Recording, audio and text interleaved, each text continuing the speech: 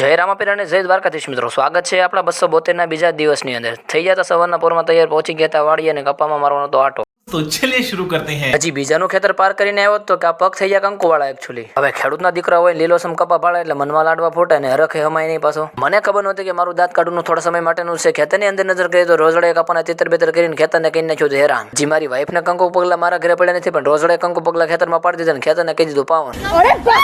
ધ્યાનનો ઉછાળા મારતો તો કે આમ છે ને આમ છે, ફટાફટ છે કપા જોઈ લીધો, થઈ ગયા હેરાન ને મોઢું પડી ગયું, હેઠું થઈ ગયું મીંદડા જેવું મોઢું। હવે ઝટકા મશીન છે પાકની રક્ષા કરવા માટે છે, પણ આયા તો ઝટકાની હાલત જોતા લાગે છે કે એની રક્ષા મારે કરવી જોઈએ।